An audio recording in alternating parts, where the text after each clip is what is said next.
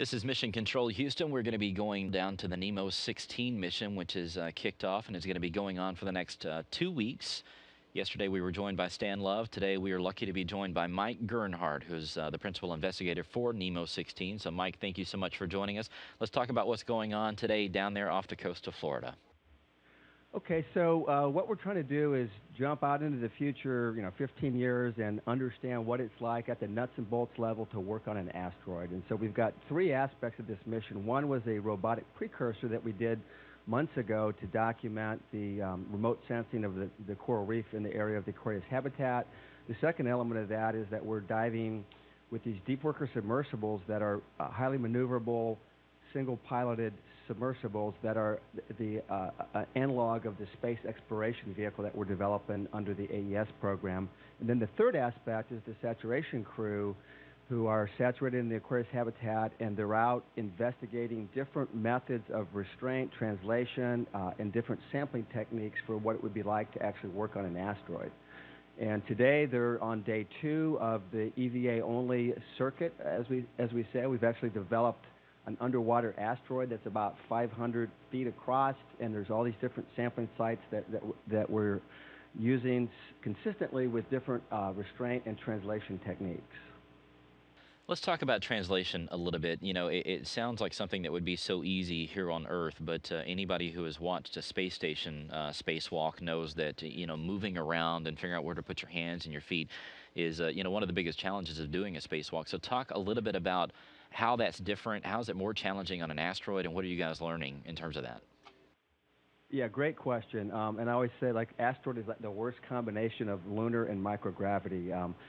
On space station, we have complete control over the translation paths. We have handholds. We have all these different restraints, foot restraints, body restraint tethers, and so forth. On an asteroid, we have none of that. And so we're investigating laying out translation lines that we would anchor at one point, probably fly the SCV across to another point where we could anchor that line.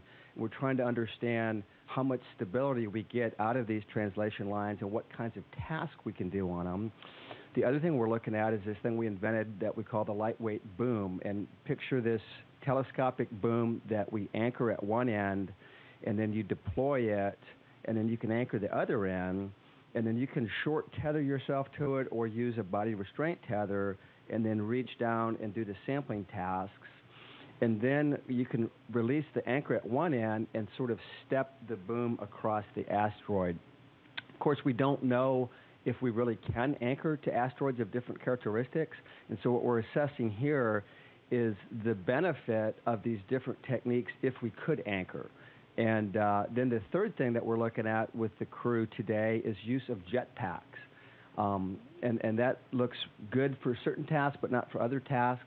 Later in the mission, we're going to bring the submersibles up and work with the crew, and they'll actually be in foot restraints on the end of an astronaut positioning arm on these submersibles that are the equivalent of the SEV, and then we'll repeat the same circuit with those techniques, and we're collecting all these metrics to understand what the best combination of restraint and translation systems, crew size and distribution, all those kinds of things that will inform a more optimal and cost-effective development of the hardware when we actually go to an asteroid or a moon of Mars. So you said the word jetpack, so I have to ask about that. Are we talking about looking at something like what Bruce McCandless used back during that famous shuttle picture? Is it sort of like that or what? Yeah, so it's quite a bit, will be quite a bit different than the safer jetpacks that we have on space station. We'll have a lot more delta V. It will be sort of a nominal thing versus a contingency thing. We're simulating that underwater with a thruster pack on the back of the crew members, and we're looking at it today as a jetpack only, and that's probably not totally realistic in the sense that if we didn't have a space exploration vehicle, you would have to go from the deep space hab potentially a kilometer or so away to the asteroid and back. And if we have to do that with a jetpack, it becomes something more than a jetpack. It becomes a device that you can do targeted burns and so forth. But what's looking promising from NEEMO 15 and the work we've done in our asteroid sim is the combination of this very capable jetpack and the space exploration vehicle where astronauts can be on a positioning arm or they can skirt off the vehicle with this jetpack and do some local reconnaissance, maybe pick up what we call a float sample, which is just a rock that's not attached to anything. And then when we have to do the more detailed, hammer chip samples or deploy seismic devices or drills and so forth, the SEV would then come in and the crew members would get in the astronaut positioning arm and do the more fine task, much the same way we do on station with the SS RMS. We talked to Stan yesterday about what it's like to work in the water and how closely that mimics what we would see in space. But I want to get your take on it too. What does the water teach us, and how, what are sort of the pros and cons of doing it? Yeah, and there are pros and cons. The good thing about water is we can be neutrally buoyant.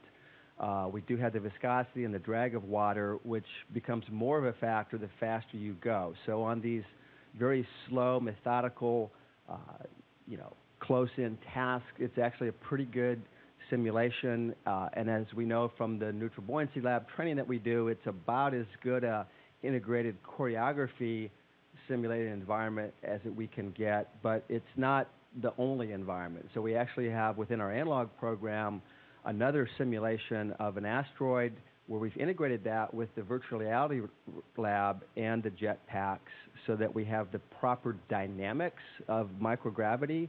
And so I always say that each analog is one chapter in the story of how we're going to work on an asteroid. And so we have to do all of these different analogs and then put those chapters together to have the story of the path forward to working on an asteroid.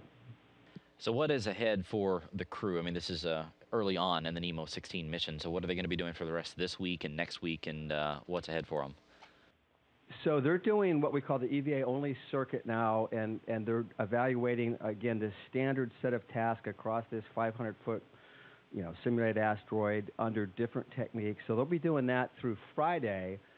And then starting Friday, we bring the submersibles up, and we start doing the same circuit with the divers, saturation diver crew members on the submersibles in different combinations of working with just an astronaut positioning arm and one crew member outside. Another condition we call condition 6B is 2 astronauts on the submersible or space exploration vehicle. One is on the astronaut positioning arm, the other is on a jetpack.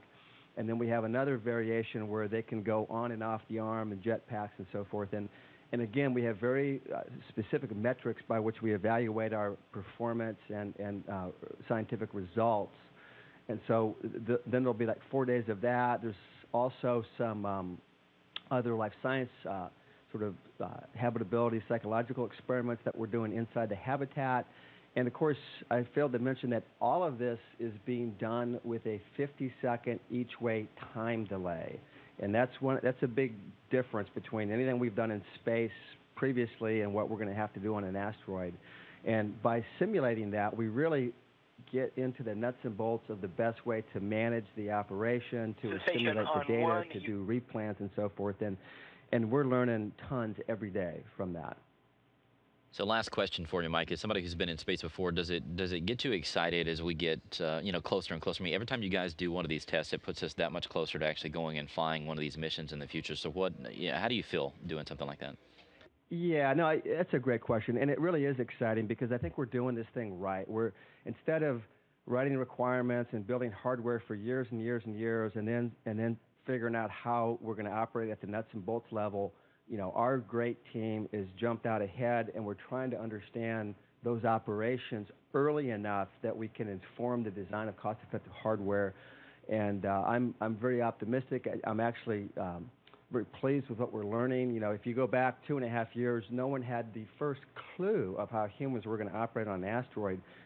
Now we're talking specific tool designs and operational methods, and it does make it just that much realer. And then I also am optimistic that because of the work we're doing, when we go to develop this hardware, we can do it more cost effectively. And I think we need, as an agency, to learn how to do that because we have, essentially limited funds, and we need to go and do exploration with the funds that we have. And this is part of that whole process. Well, Mike Gernhardt, we want to thank you for joining us. It's exciting stuff you guys are doing down there. We're going to keep watching how the team is operating over the next several days down there off the coast of Florida. Of course, if you would like to follow along with the NEEMO 16 mission or check out some of the webcams that are currently broadcasting from the bottom of the ocean floor, just log on to www.nasa.gov/NEEMO. Once again, www.nasa.gov/NEEMO.